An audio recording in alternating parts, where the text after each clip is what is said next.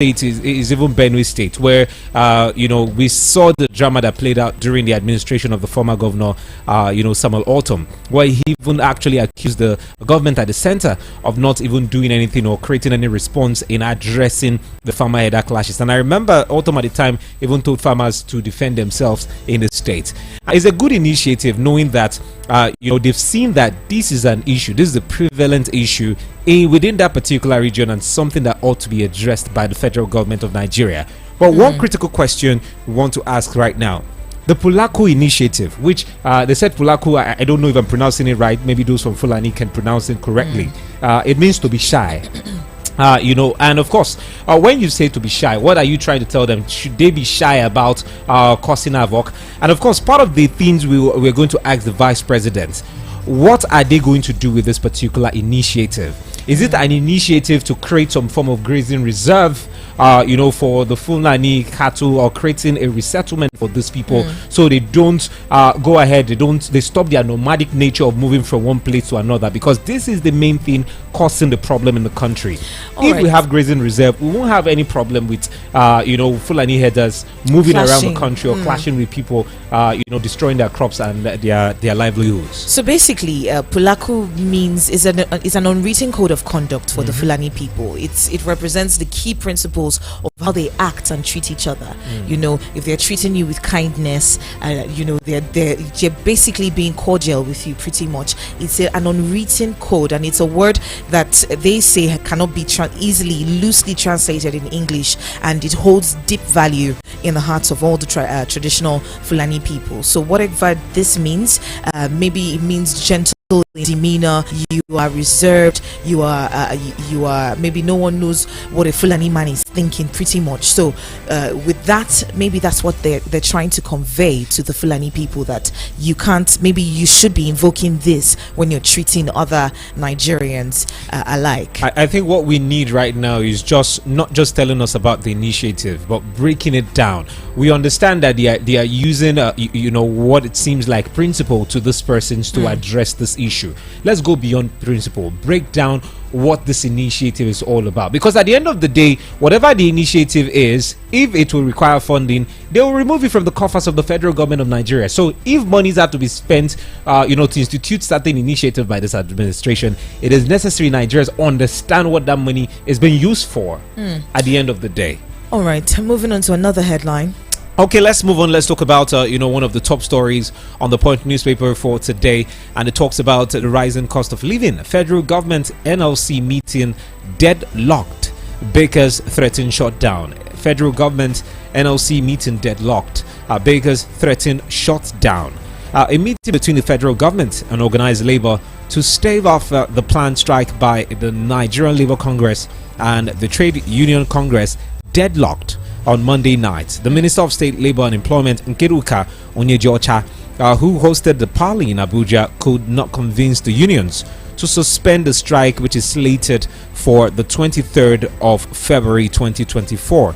And of course, that's in about 9 days from today. This was as the Association of Master Bakers and Caterers of Nigeria threatened to down tools by 27th of February 2024 if the federal government failed to implement the agreement it entered into with the association in 2020. And of course, we've seen Mohammed Idris, who's the Minister of Information and National Orientation, sought the understanding of the unions, saying, they are very optimistic that Labour will see reason and strike will be averted in the interest of the nation. But looking at the outcome of the parley or the meeting this trade unions and labor unions had with the federal government, it ended in a stalemate. No certain decision was reached, no conclusion was reached. And going forward, labor unions have stated that come 23rd of February, they are going ahead with their strike.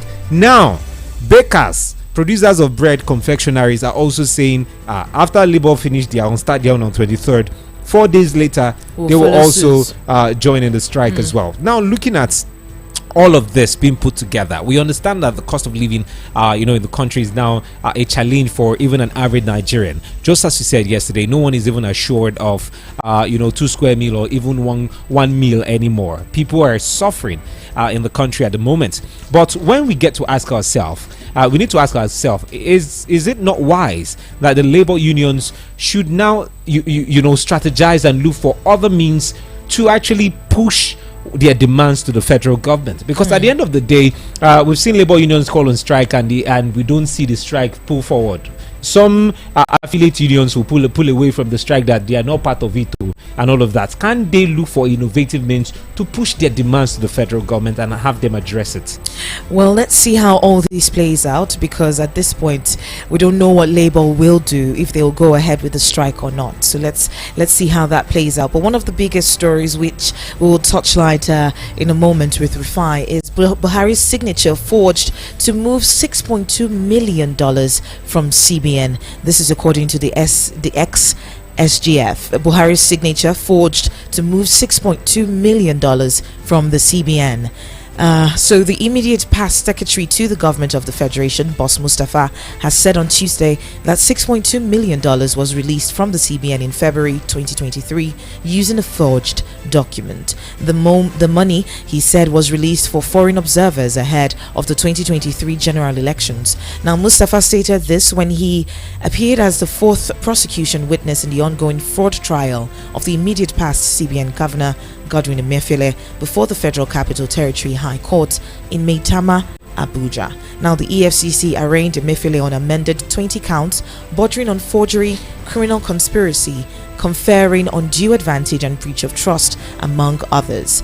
Specifically, the EFCC has accused Emefiele of impersonating the SGF to illegally obtain a sum of $6.2 million from the CBN. The EFCC alleged that on February 8, 2023, Emefiele connived with one Odo Ocheme, who is now on the run, to obtain $6.2 million from the CBN, claiming that it was requested by the SGF via a letter dated 26th of January 2023. And according to the EFCC, Emefiele allegedly claimed that the SGF requested the CBN to release a contingent logistic advance of $6.2 million in line with the Mr. President's directive. Simeon. I would really want to hear, Rufai Oseni's, thoughts on this particular one, because the truth is the case is still in court. There are certain things we cannot say at the moment, so we don't even jeopardize, the entire process in the first place. So it's in court. Maybe I will reserve my comment on this particular one and allow Rufai Oseni probably say something. Good morning to you, Rufai. Morning, how are you? Great to have you this morning. Great. Okay, quickly, let's get to it, and let's talk about, the statement by the ex-SGF, that's Boss Mustafa, who has revealed, in court that, the Central Bank of Nigeria, in a way, forged the signature of the president to move $6.2 million from the CBN. So there are two sides to the story. Boss Mustafa said his own part, that he didn't have any hand in it, but also the CBN rep that was in the court too claimed that it was Boss Mustafa's staff that came to pick up the money. So it's a trial. They are still giving evidence back and forth. Let's say I pass out. So, Mr. Rufai, but should this come out, the way, Nigerians are looking at it, should it come out as it were, that someone actually forged the president's signature to move that amount of money? What does this say about transparency in governance and just how, individuals are managing monies with the government? If it comes out that somebody forged the president, I will not be surprised. See, the only reason why all of this is coming out is because they are in courts. Do you know the ones that happened that we never knew about? That's the level of decadence that has gone through in this country. So, if it comes out to be, and the forensic expert reviewed the signature and they said it was forged, I will not be surprised.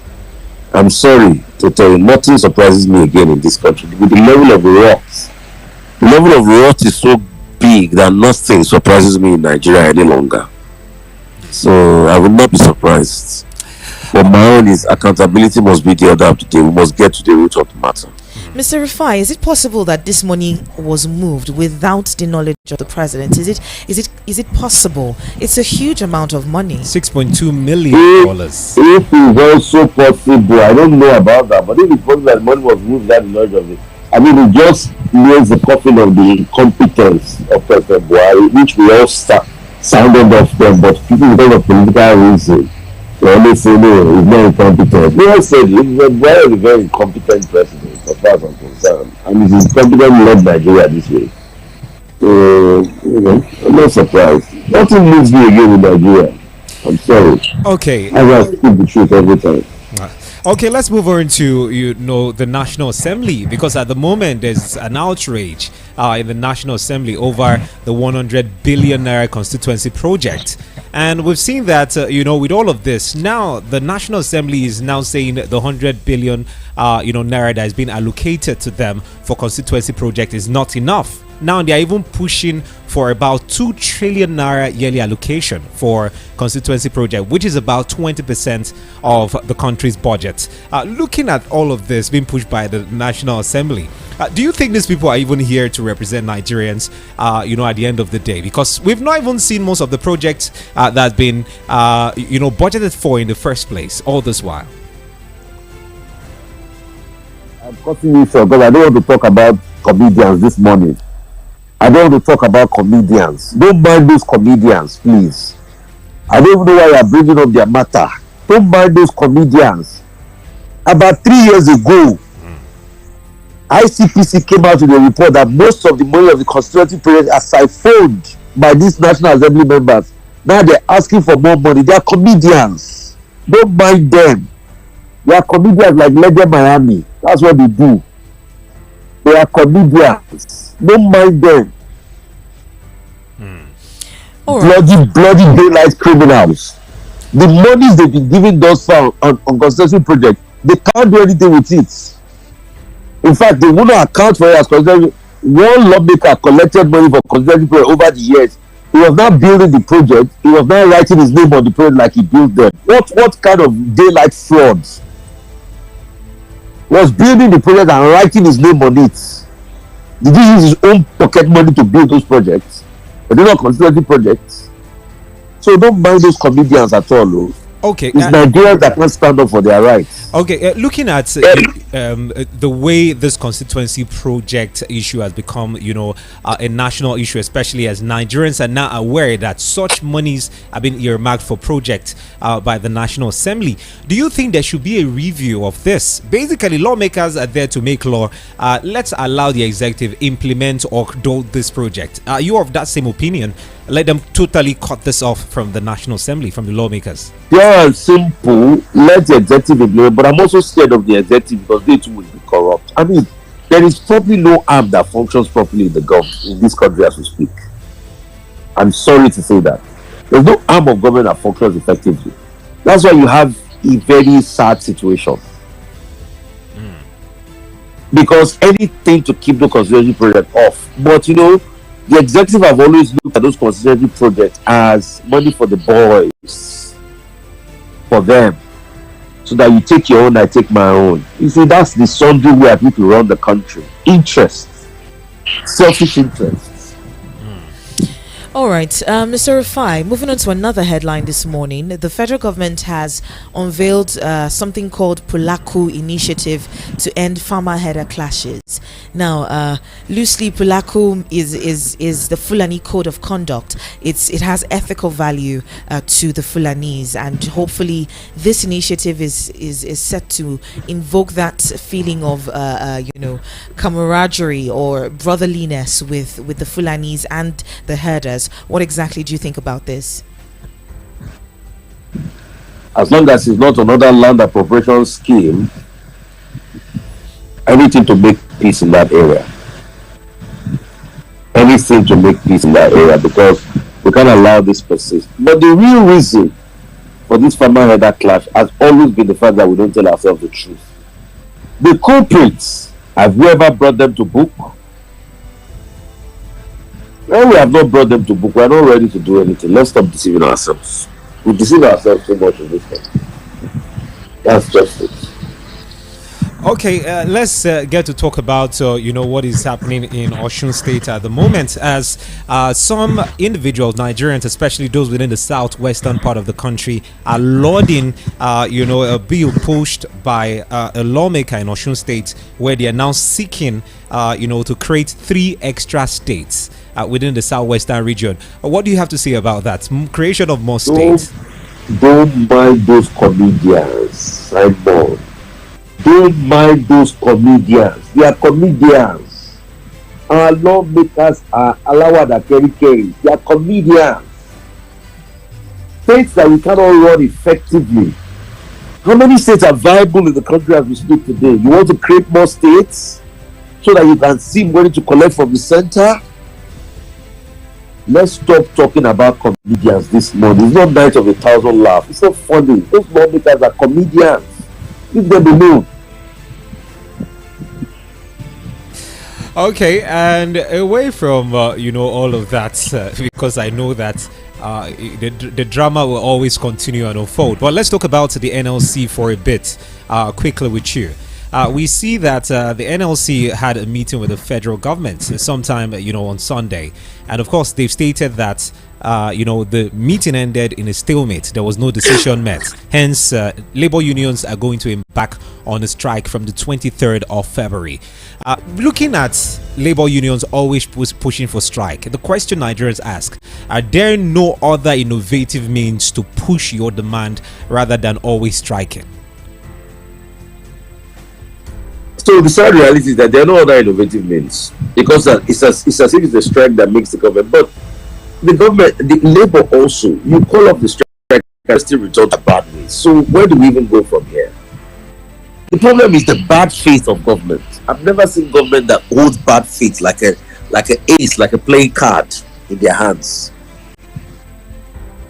So that's why we have the quandary we have, and we have the situation we have, and nobody grows. Okay, this is the same federal government that all of a sudden they want to spend over $1 billion just to sit down as a tripartite committee when they can't pay wage awards. And I'm shocked that the president's signature too approved that thing. The president approved it. Starts with the president too has questions to answer. Is it the one you said just start with 500 million? Just to sit down for how many days? And the president appended his signature on it and said start with 500 million. So the president is part of the waste that is going on in this country. A president should be able to say, never. What is this? Take it away. And the labor leaders are now saying that with all the meetings they attend, they don't give them anything.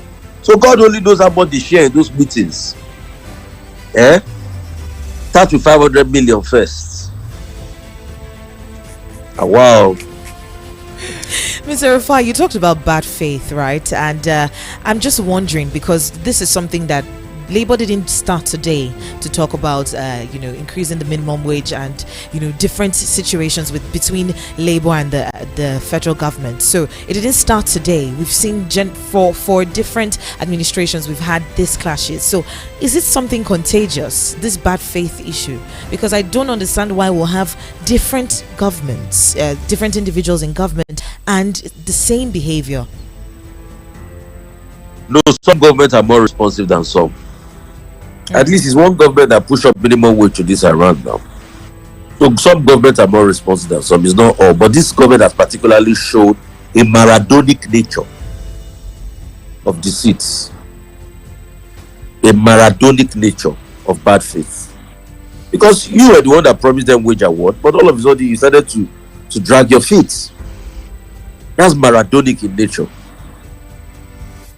That's Maradonic in nature. So it's this government that is showing bad faith. Okay, anyway, aside from that, let's talk about the most recent news that has actually shaken the social media space, especially when it has to do with content creators in Nigeria. I'm sure you saw that report where the CAC have now said that content creators must now register with them and get to pay taxes. We've seen the uproar on social media as regards that. What is your opinion on that? The recent development. So the CAC needs to understand the industry. They don't understand the industry. That's why they are going to harm content creators. No, because let me tell you, most of the social media sites are not even monetizing in Nigeria in the first place. Facebook does not monetize in Nigeria. Instagram does not monetize in Nigeria, except direct sales. So the money from the company does not monetize in Nigeria. So people have a long web of how most of those, to collect their pay from those, they have to go abroad. And there they already collected the taxes already. They need to understand the market. They are not even understanding the markets. And for influencing fee, most of those adverts, if it passes through Afcon, the big government collects their own taxes on it. That's the Afcon fee. So they need to go and understand that ecosystem. They don't understand it enough.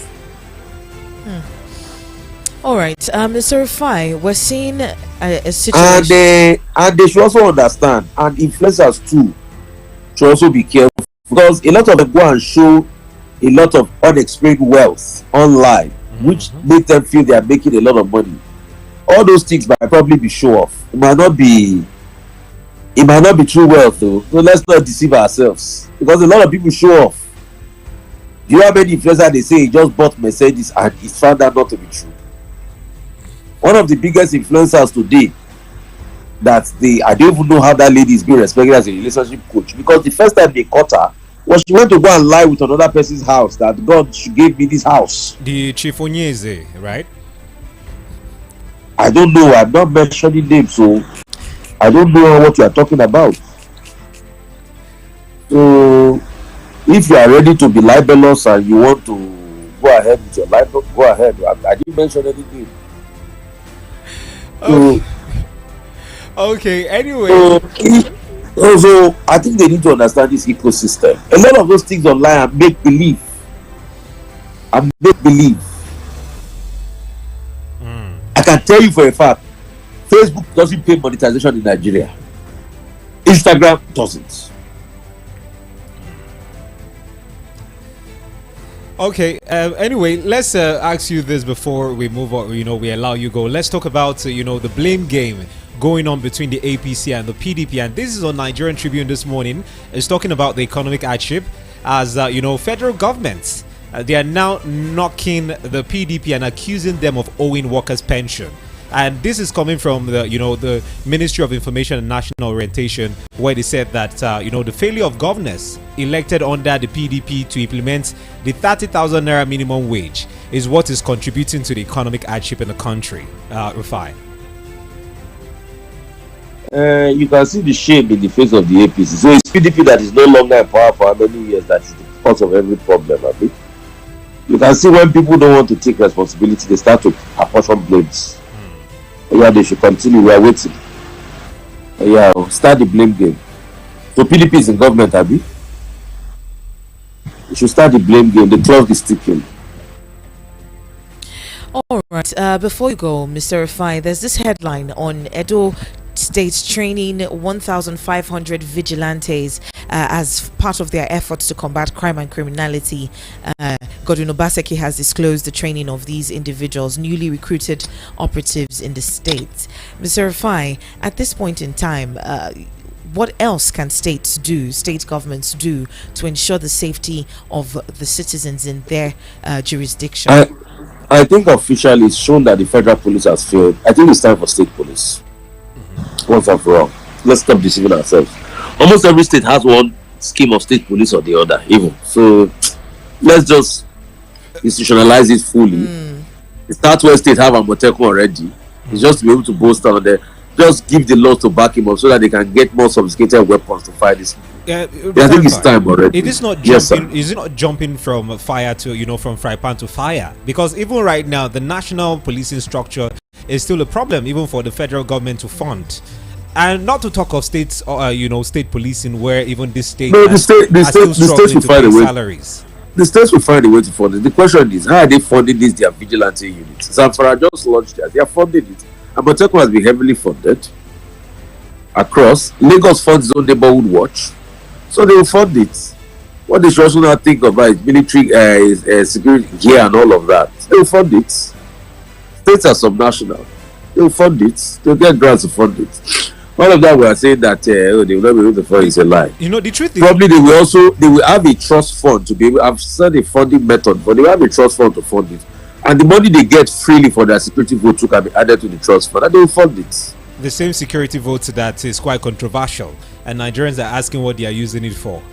No, so at least now they will have something they are doing it for. Formerly, let me tell you the origin of security votes. Security votes there was instituted during the military regime. You know, something to be able to keep in the hands of the government, like an insurance policy for them. You know, as that security vote came about, then it became conventional. But now they will have something to fund it. They will put it to use for something. I mean, I remember Shola used to use his own security votes for Osun Youth Empowerment Scheme. Oh yes, empower the people. So this for they will just deploy security votes into something, and they'll be able to use it, and they will have a trust fund, and people will put, they will fund. It's security. They will fund. We just hope that, you know, when that's finally pulls through, maybe there's a form of because now they are thinking about constitution review, and if that is done, we hope, you know, we don't get to ask you the same thing. That what are they doing with the monies? Because you cannot put weapons in the hands of people. So, but I think the overriding scheme now should be a very good accountability and auditing system, and also now make them subject to scrutiny. So you should now have sort of like service commissions that scrutinize them and report and complaint commissions.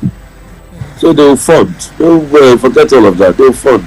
The question you should ask is, we used to have state police in this country. Not that we are just having it. We used to have even local government police. How were they funded? They were funded those days now. Yeah, they were funded. We used to have regional, we used to have local government police. They were funded. So funding not to fund it. But as long as we solve the problem of insecurity as we speak, that's the most important thing. Okay, finally, before we let you go, you know, it's a good. I have to go. Okay, now. I know you need to go. Okay, thank you so much. Have a great morning. Okay, I wanted to hear what you have to say about the Super Eagles and of course the gifts given to them by the federal government. You know, before they will say it's audio gifts, but it's good. Yes, Wike has actually found a way. They said he has started giving them documents, but we just hope that pulls through. Exactly. Let's take a break, pay some bills. We have Mr. Larry standing by. I will get to him in just a moment. But before we take a break, just to remind you that we are live on YouTube at Voice of the People Abuja.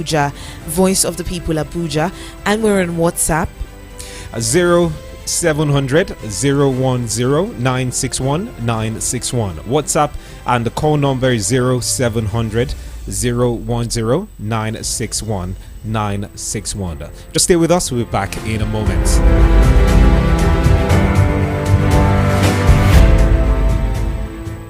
Voice of the People, 96.1 FM. The Week in Review, a recap of all the big headlines and stories of the week. Saturdays at 8 a.m. only on VOP 96.1 FM. Now you have a voice. I'm coming in. Now, you can enjoy the original taste of premium American Romeo's Pizza. Juicy, just the way you like it. To order online from Guarimpa, call 090-8831-5908. Gariki 090-8831-5906. And Lupe 090-9238-9861. Romeo's Pizza, the pizza champions. Coming in hot, just like the fajita. Today's sun is so hot though. So what are you waiting for? Get the authentic taste of creamy cold berry ice cream. To order online from Gariki, call 090-8831-5907. Guarimpa 090-8831-5909. And Lugbe 090-8845-3416. Enjoy authentic cold berry ice cream.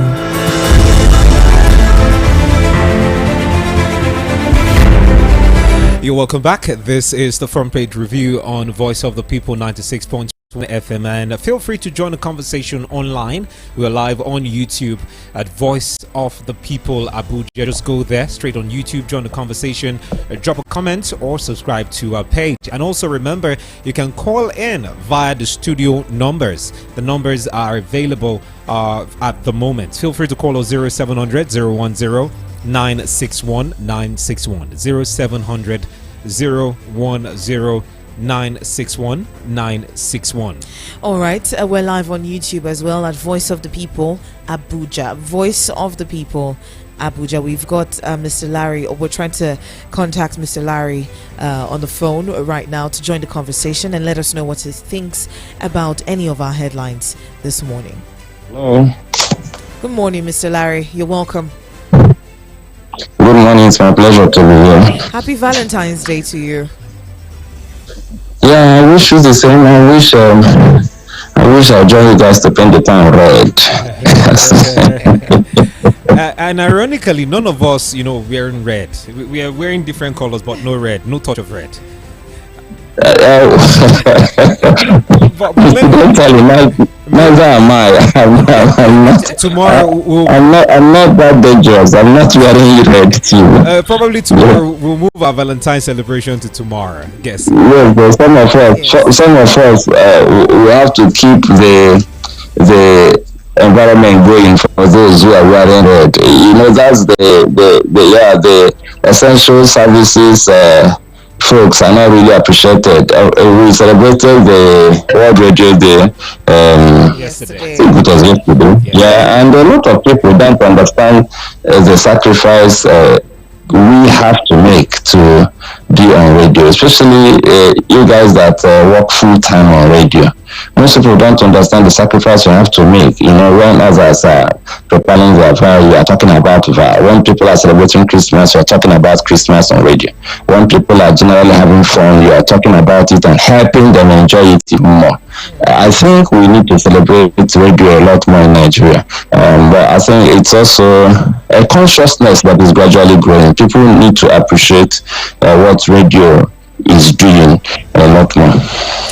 All right, let's begin with the biggest story of the day. We have the ex-president's signature that was forged to move $6.2 million.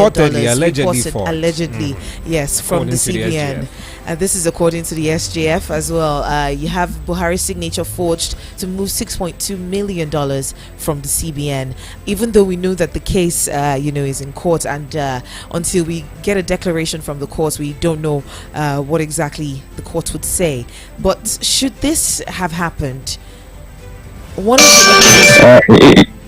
It's unfortunate that we're even talking about this. This is not the first time we're hearing signature issues, signatures being forged or not forged. Of course, the governor that passed on recently in the Southwest, it was also alleged that at some point his signature was forged when he was sick. We get to hear stories of people being reckless in high places.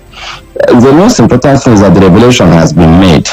What I think we must do is not to allow the information to just disappear, or maybe at some point we don't talk about it anymore. They need to find out, was the signature indeed forged, and if yes, by who? That is important. If yes, by who? We need to know. If we have people who forge signatures working with presidents, that's very dangerous, because not only money that can be moved with the president's signature, a lot of other things can be moved. And I think this has to do with the conversation of paying the folks who came to observe, right?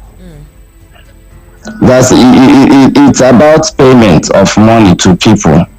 And we had those conversations. The truth is that from beginning I felt that payment was questionable. But I think we have to wait a while and see if anybody, the security agencies especially, who are so quick to jump on things that are not really that critical, especially EFCC and the police, they need to immediately ask questions about who could have forged the president's signature and why. Forging the president's signature is not just a mere crime. It's not the same thing seen as forging a regular person's signature.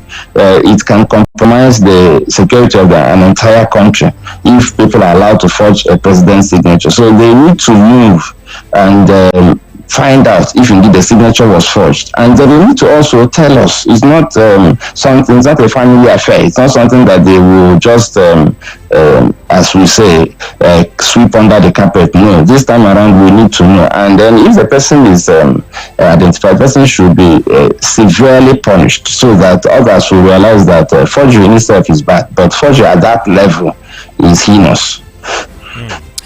Okay, anyway, let's move away from that. Even though it's still in court, let's just allow the court, complete. Let the court decide. But meanwhile, let them investigate the issue of forgery while the court is deciding. They need to let us know. Okay, let's talk about, one of the headlines on Leadership newspaper for this morning, where it is said that 42,000 nurses, midwives left Nigeria in 3 years.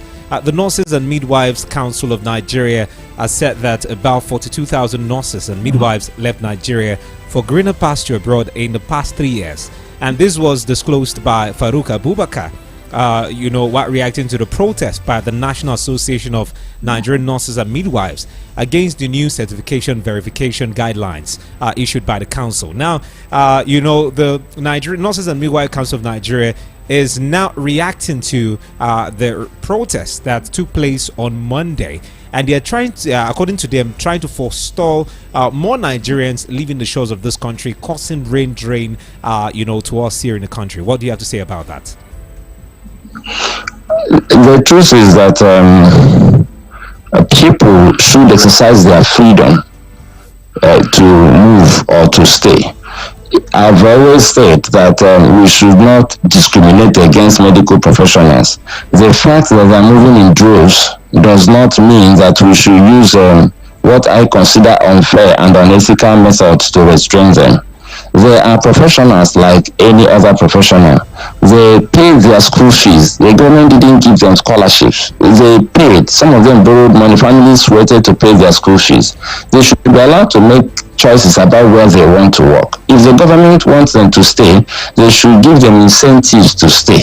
They should make the workspace more interesting for them. The remuneration should be more interesting. There is no way you can actually make this work. They tried it with doctors. It was dead on arrival. It's not still going to fly. The truth is that even if they make it a legal matter, it is not likely that the government will have a good case, because you cannot legislate away my freedom to make choices. You can't be unfair to me because I'm a nurse or a doctor or a medical practitioner. They are not the only people who are leaving Nigeria in droves. They are not concerned that unemployed people are living in droves also. A lot of unemployed Nigerians are leaving. They are not complaining. A lot of underemployed Nigerians are leaving. They are not complaining. And then when a nurse, a doctor leaves, you complain. When an engineer leaves, you don't complain. When an accountant leaves, you don't complain. So I think we need to understand that these are citizens that have the right to move or to stay, and we need to respect that right. If we want them to stay, we should give them incentives. We should ask them, why are you leaving? And then we need to address those issues while they are leaving. And then if we think that it's affecting our healthcare sector, which is actually the case, we need to look for genuine solutions. I don't like quick fix, knee-jerk solutions. They don't work. All of this groping in the dark and clutching at straws, they don't work. We need to have thinking leaders who will sit down and begin to fathom why these things are happening and begin to solve them, like we say mathematics, from first principle. If we don't do that, we will just be groping in the dark and clutching at straws. And this is yet another straw that they are trying to clutch at, and it still won't work. All right, so we're moving on to another story. This one is talking about an explosion yesterday in Lagos State. Shops and goods have been destroyed in a Lagos tanker explosion. Now, it is said that the fire was reported around 10 p.m. yesterday night as a result of the gas tanker that accidentally caught fire and accompanied by an explosion. It's been confined to the tanker. This is according to the director of Lagos State Fire and Rescue Service, Margaret Adesheye. She confirmed this to newsmen, on Tuesday. This particular situation, why exactly Mr. Larry, can you explain, if you understand it, why exactly we have pipelines that are supposed to transport petrol and then we still use tankers? One of the major challenges I have in trying to figure out Nigeria is that while other nations are progressing, we are retrogressing. We had pipelines decades ago, like 40 years ago, we were moving petrol and petroleum products with pipelines. In fact, we had a company dedicated to pipelines management in Nigeria. We had depots across the country, different depots all over the place. And we didn't have tankers damaging our roads. Even smaller countries elsewhere have both gas and petroleum products pipes. Unfortunately, we live in a country where instead of making progress, we are going backwards. If you look at every sector of Nigeria, things are going from good to bad to worse, and then progressing towards worst. So what is that to explain? What we need to explain is that we don't have leaders. It still boils down to leadership and even to followership. Because there are two sides to this story. For instance, the leaders do not realize that they have to even expand the pipelines. We need to be going towards piping liquefied natural gas and cooking gas to industries that use them and to homes. That's what obtains in the modern world. We need to get to that place where we take all these inflammable products very close to the point of dispensing them. But in Nigeria, somehow, we are just interested in making money at the expense of all of us. So the tanker drivers would insist that they would rather use tankers to deliver. The owners of the fleets of tankers would rather they just own tankers that damage our roads and ever so often explode or practically skid off the roads and cause mayhem. I think we should begin to rethink this issue of using tankers. Mr. Larry, and yes, I understand your suggestion, but would you totally fault, this distributors? Because in the past couple of days or even years, it was just recently, I think it was last year, we saw the Tantita boys, saw pipeline tappings, over 20-something pipeline tappings, and the distributors wouldn't want to lose products because of illegal. Well, I'm not blaming them entirely, but you see, it's not about, I don't even like just passing the buck or focusing on blame game. I think the most important thing is that that's why I said the leadership and the citizenship, because ultimately when leaders go wrong, citizens should demand leadership. We should hold them accountable. That is what happens in some other countries, where if leaders begin to fail, then citizens will rise up and say, no, you can't lead us like that. But in Nigeria, when leaders begin to fail, the citizens queue up behind them. So if they still crude oil at the top level, we still at the lower level, we go and also break pipelines and steal our own.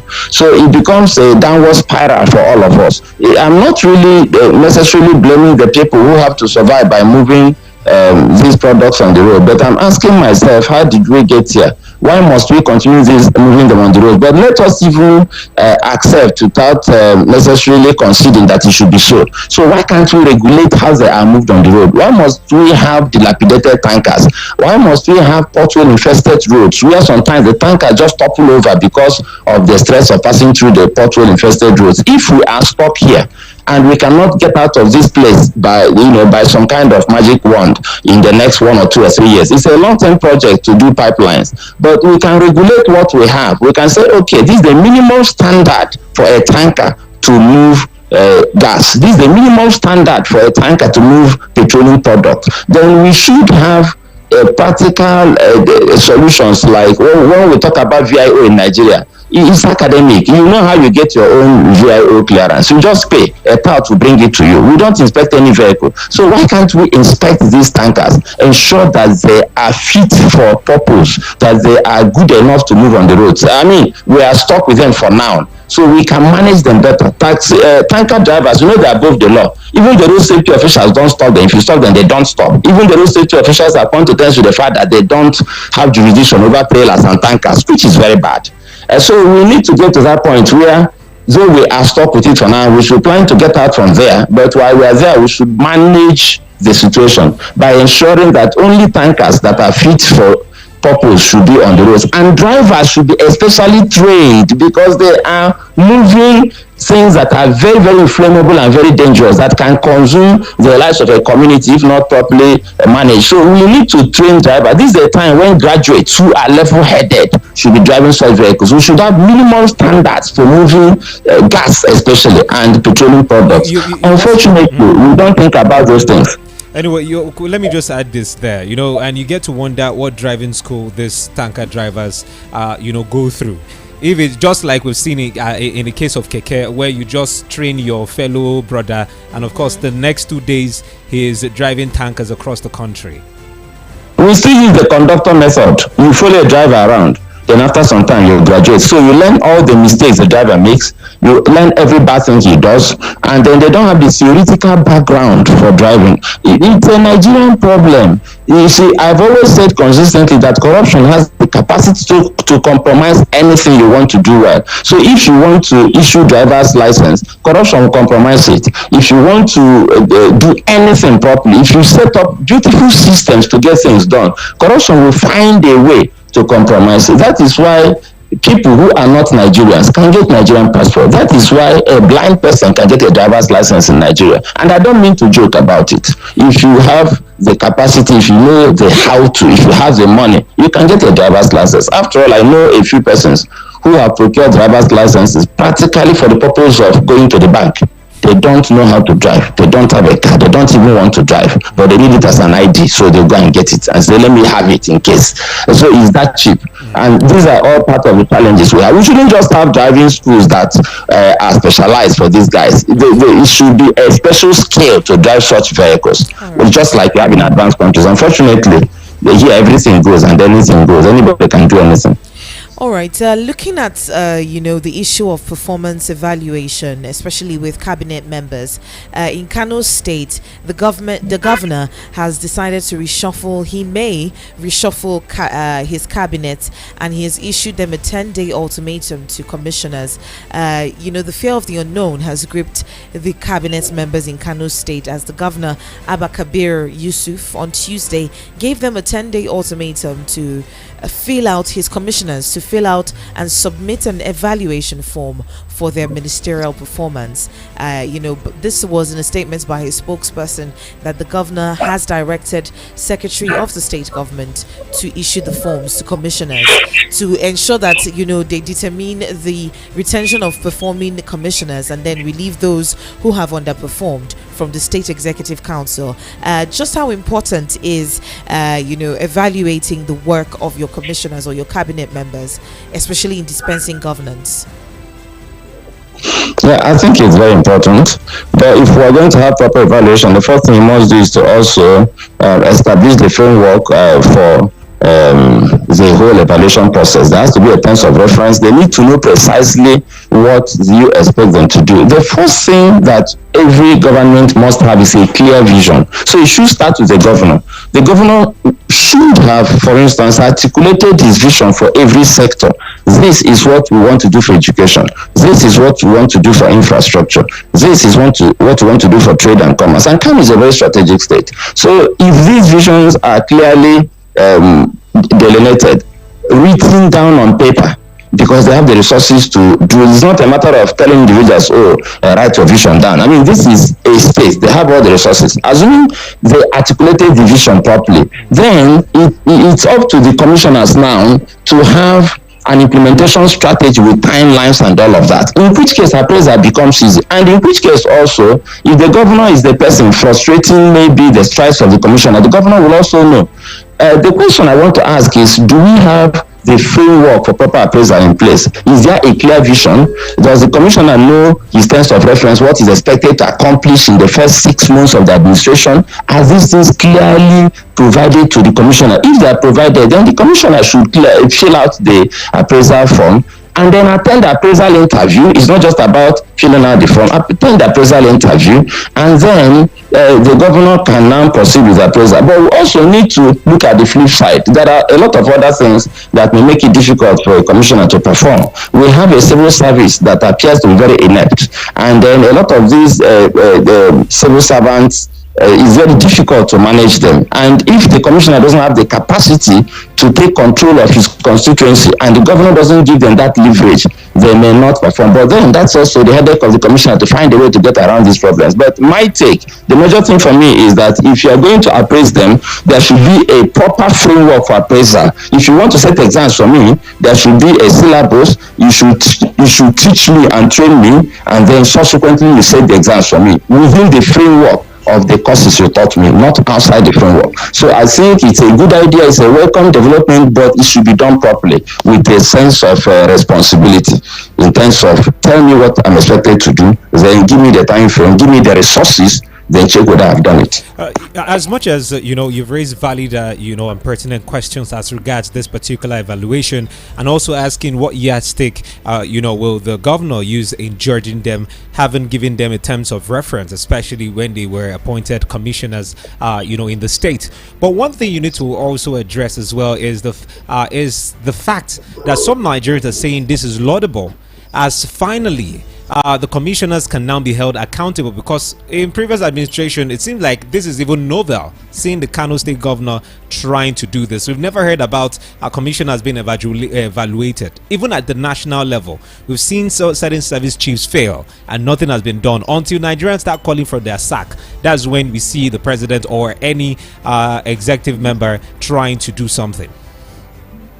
No, it's a good idea. It's a good idea to evaluate. Why I always look at the big picture is because if you come to think about it, if we want to really look at it from all perspectives, you can do an appraisal primarily because you want to have a reason to remove some commissioners. This is Nigeria. So I'm just saying that appraisals are good. Holding commissioners accountable, yes, is good. But you should also be able to have a framework. And if you ask me, because you are leading us, like if you ask a typical Kano indigene, he doesn't probably know the detailed vision of the state government. In fact, I don't know of any state that has a clear vision in different sectors that people can relate with. I had the misfortune of talking with the chief of staff of a governor a few years ago, and they were promoting the vision for their state. And when I met the chief of staff, because I was supposed to do some things for them, I asked him, what is the vision of the state? He reached out with a piece of paper to tell me the vision. I said, no, sir, you are supposed to be to the governor. You should know the vision. You should be an ambassador of this state and then be telling me about the vision. You are not supposed to read it from a piece of paper. So the chief of staff to the governor didn't even know the vision of the state. So we need to get to that point where if you are going to hold commissioners accountable, we need to know the standards you are using to hold them accountable. I'm just saying that we shouldn't do these things piecemeal. You just jump and go and say you are doing appraisal. You should follow the whole process. So somebody won't wake up tomorrow and start shouting foul. That I would have passed the appraisal. If you are sitting an exam for me and I don't even know the subjects that we are going to treat during the exam, you are putting me in a very difficult position. So I'm just saying that it's a good idea, but we need to also be careful about applauding good ideas. Good ideas should be used properly in a holistic manner. Appraisal should start with telling me what I'm supposed to do, so that when I do those things well, you give me kudos. If I don't do them well, you now knock me. But if I don't even know clearly what I'm supposed to do for you as my leader, and you are doing appraisal, you're putting me in a difficult position. We need to begin to think, not just from the point of view of any small thing we see, we hail it in isolation. Did the governor also tell us what those commissioners are supposed to do? Because if he told us, we'll help him hold them accountable. He cannot hold them accountable all by himself. If he says this is the vision for infrastructure, this is the vision for education, then none of us who are interested in those sectors will hold the commissioners accountable, even before the appraisal. So I think these things we need thinking leaders in Nigeria. We need leaders who think, whose brains are functioning well. And it is when we get to that kind of leadership that we begin to see our problems solved. They're not really too complex. Nations have grappled with more problems than Nigeria is grappling with, and they came out of it. So we can do better. Okay, we need to do better. Definitely. And talking about doing better, it seems like the government of the day might not be doing better when it comes to the issues of security. And on Daily Trust, it is reported that bandits killed 2 policemen, abduct 40 in Zamfara. And the details clearly told us, where this attack happened. Armed bandits attacked the Kasuwa Daji village, Kaura Namuda local government area of Zamfara state in the wee hours of yesterday. And of course, they said the bandits abducted over 40 villagers. which include 21 members of the same family. Now, looking at the issue of security, in fact, there is no day that goes by in the country that we don't get to hear about bandit attacks and kidnappings. Just 2 days ago, we talked about the GO vehicle that was attacked, in the southwestern part of the country, and now 40 persons kidnapped, and even 2 policemen were killed as a result of that particular attack in Zamfara State. I think we are getting really very close to anarchy, and I don't know why will you say that? You know that. You see, when you get to a situation where the state does not have monopoly of violence and coercion, the state is supposed to have the most potent weapons of war. The state is supposed to have the most potent weapons of violence. They're supposed to regulate. They're supposed to regulate the rest of us from having and using those weapons. They are supposed to be able to stop anybody who wants to inflict violence on another. But a situation where the state actually appears to have lost the capacity to regulate who owns what potent weapons that can actually deploy violence on a large scale. In fact, a situation where the non-state actors appear to be putting fear in the lives of the state actors to the extent that they are really becoming, they are finding it difficult to confront the non-state actors. It's a problem. I had reason to go to a police station yesterday night at 11:30 p.m. There was a real emergency, and I drove to a police station, and the police station was totally shut down. You wouldn't believe it was a police station. They locked themselves in, put off the lights, they shut down the place. A police station inside a city. And I was asking myself, if a Nigerian is stranded and wants to run and take refuge in that police station, what would happen to him? I did everything, shouted, tried to get their attention. Nobody responded. They pretended nobody was there. Long story short, they were afraid. So they were trying to protect themselves to the extent that they are not thinking about the fact that they have a duty to protect the rest of us. You won't blame them entirely, because it appears that the state is losing the battle here. That's why I said that we're on the brink of anarchy. Anarchy is that point where everybody does what he thinks is right. That where might is right, where you just do what you want to do, and the state loses control of the environment. And that's where we are hoping that we don't get to that point. Every day we hear very terrible stories, and it appears that the state is powerless to stop the downward slide. All right. I don't even know how you guys survive. Really, I don't know how you survive, because if I'm